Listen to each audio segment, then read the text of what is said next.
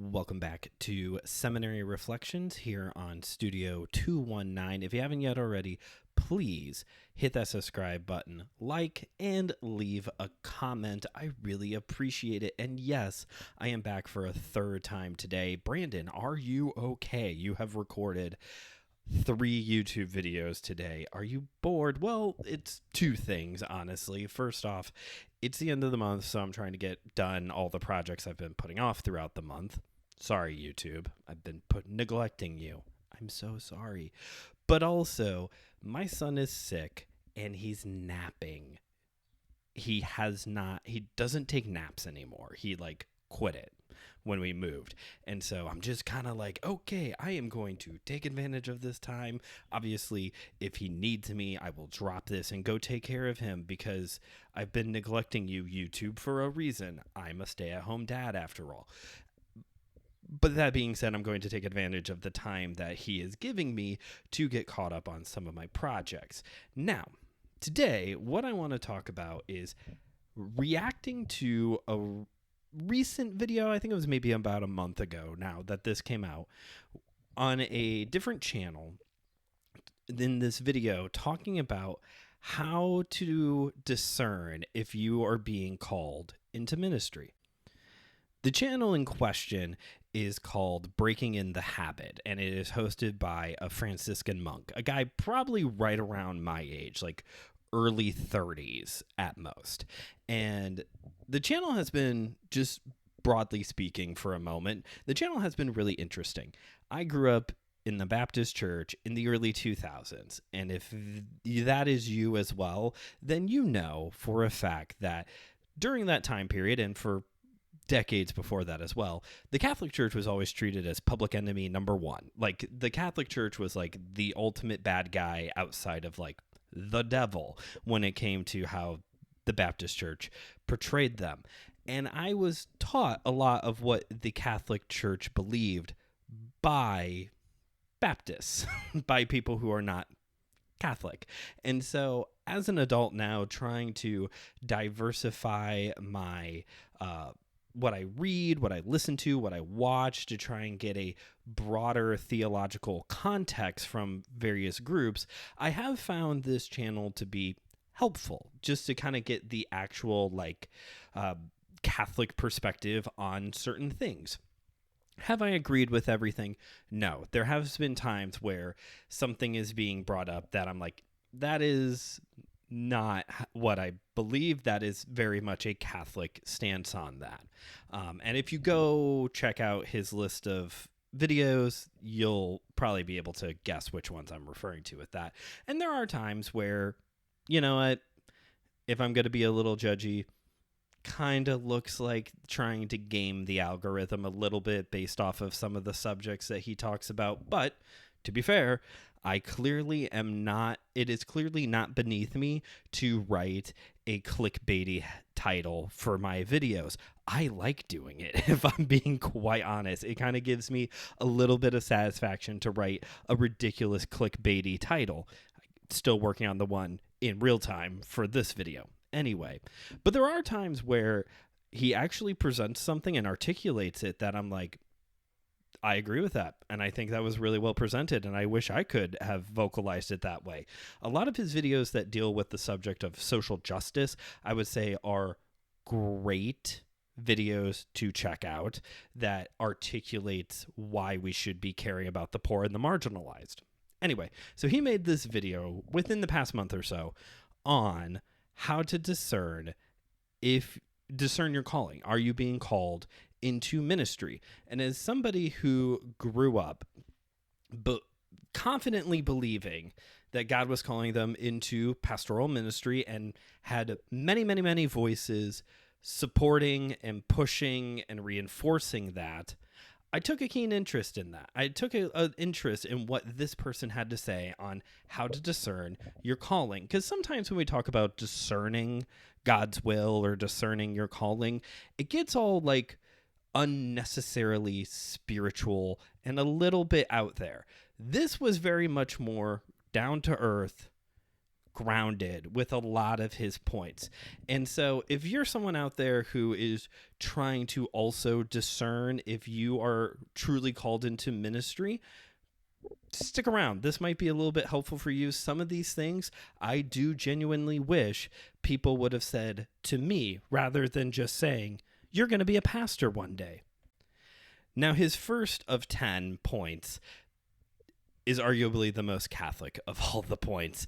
And it's, you have to discern if you have to decide if you want to get married because you love a girl or because you're in love with the vocation of marriage. And obviously, if you are Catholic, and potentially, I don't know for a fact if this applies also to Orthodox and Anglican as well.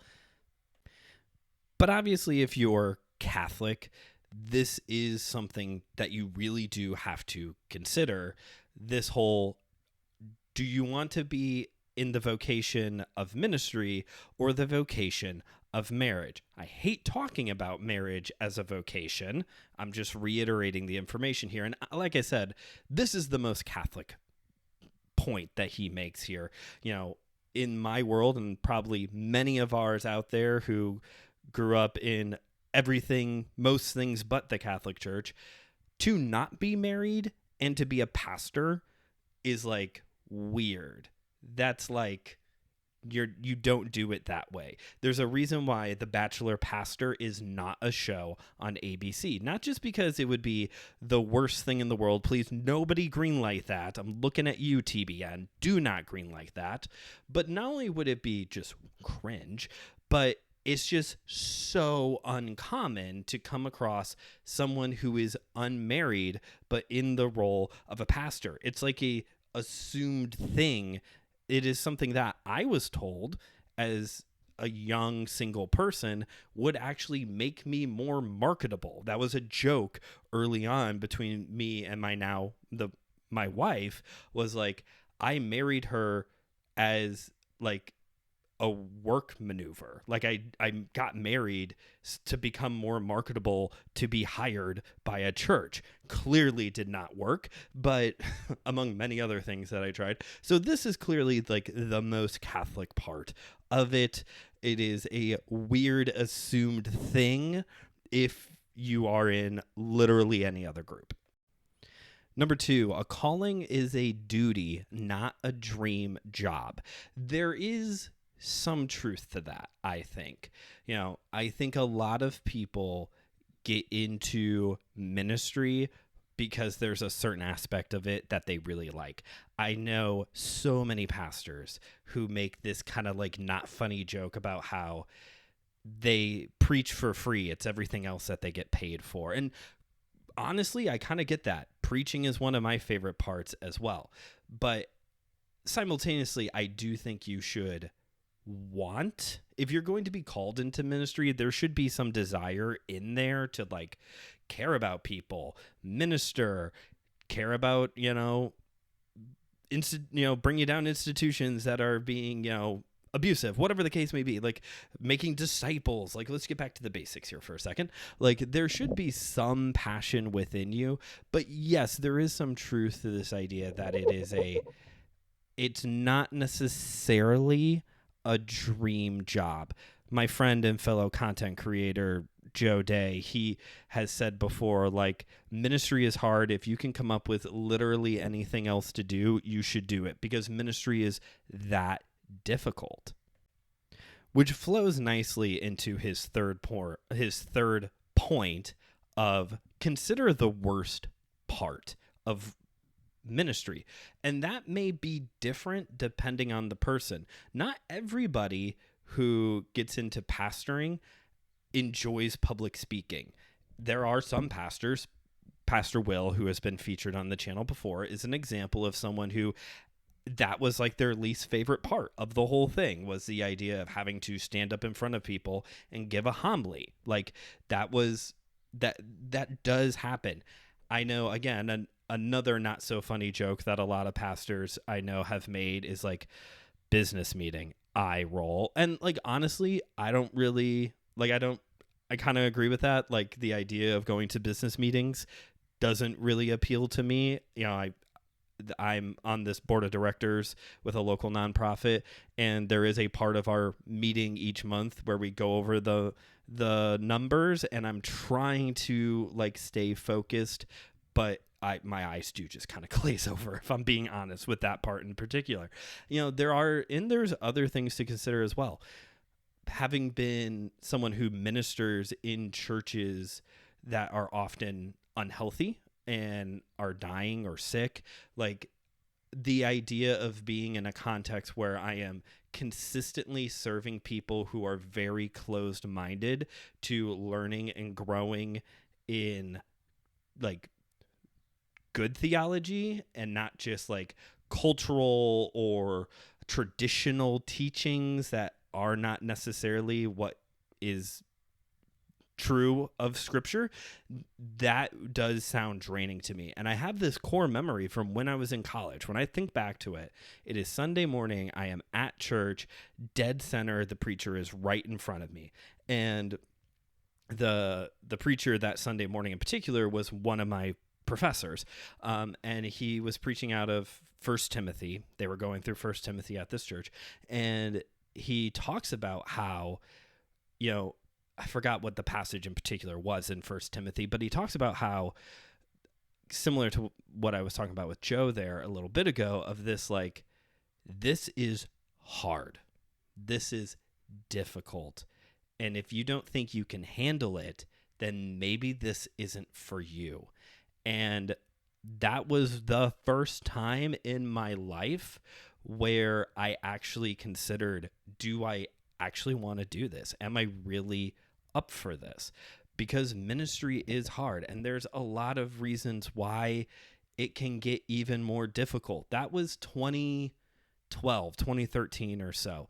It is 2025. Think of all the things that have changed in the theological landscape since then, and in the cultural context since then, and how we do church. Like, think of all the changes and all the difficulties that have come since, over 10 years ago now. Like, that was the first time that anyone ever like almost looked me directly in the eye and said, this may not be for you. Everyone always put it over of like, you should be doing this. Point 4 might be my favorite of all 10. So listen in closely, because this is my favorite one. Learn to be a sheep first. Learn to follow. Because there are people out there who do get into ministry because of their desire for power, for control, having grown up in the, like, something I'm not shy to talk about around here, just like the obsession with leadership that we have within Christianity, like just like this whole being in ministry isn't necessarily about being the one who's in control, because ultimately you are put there as a shepherd by God. You still have to appeal to him. And in some church contexts, you will have other people, even if you are a pastor, a priest, a whatever in a certain context, you will still have a hierarchy above you that you have to appeal to. You have to learn to be a sheep. You have to be humble enough to serve in ministry. Point number 5 is, again, a little bit of might be a little too Catholic thing of purify your life first. I am not going to say that you have to rid yourself of all of your sins before you go into ministry, mainly because that's impossible. But like the idea of you have to kind of like clean yourself up first, I don't completely agree with that. Now, I graduated from college in 2015. It is my 10-year anniversary this year. And I think back to, during that time period, that summer right after college, I was an intern at a church, and I just kind of look back. I look back over 10 years, right? And I look back over 10 years of my life, and I see tremendous growth relationally, emotionally, spiritually.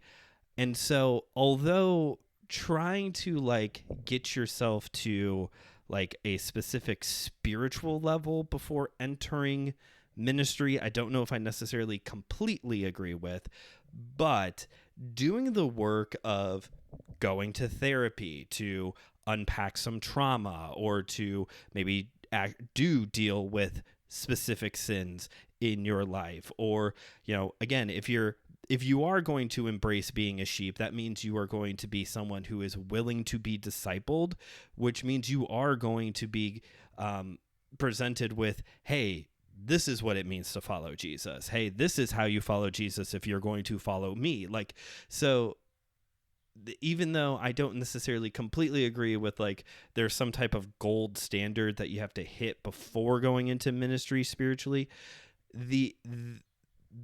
I was definitely not ready.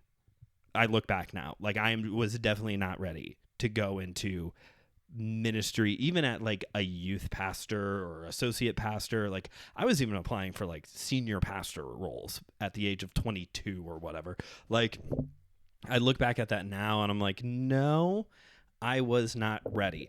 Am I more ready now? I would say I'm more ready than I was then, but I don't know if I'm at the ideal standard or anything like that. Maybe better than some people who are currently in ministry, if I'm being frankly honest with some of you. But yeah, so on the one hand, I'm like, I don't know if there's like an ideal, like, like Scientology, like there's a certain level that you have to ascend to in order to be a pastor, priest, whatever the case may be. But at the same time, I do think there is value of, if you are considering this and you struggle with a certain mental illness or have anger issues, have trauma in your life, or you have a difficult time being in relationship with other people, like a lot of the you have some emotional immaturity, like, yeah, those are things that you probably are going to want to have addressed before you get into ministry, because they are going to be tasked and exacerbated and so much more once you get in there. Up next, we have Get Out of the Chapel. No notes. Love this one, because basically what he's saying here is like ministry isn't just serving on a Sunday morning and at prayer meeting on Wednesday night. It is also being out among the people. It is also, ministry is like a constant thing for everybody, whether you're vocational or not. But, as someone who is vocational, like, or desiring to be vocational, you need to like step out of this, either the image in your mind or literally like step out of just, it's only on a Sunday morning, and get out among the people and learn to serve that way as well.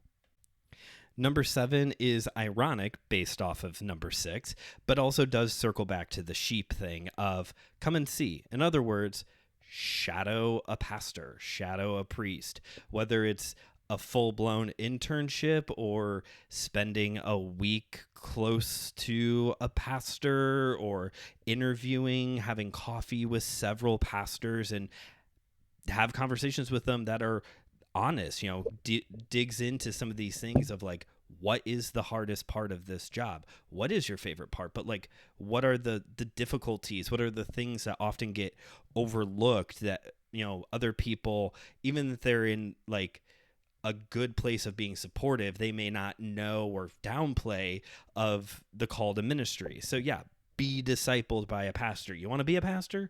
Get discipled by one. Number 8, don't do it alone.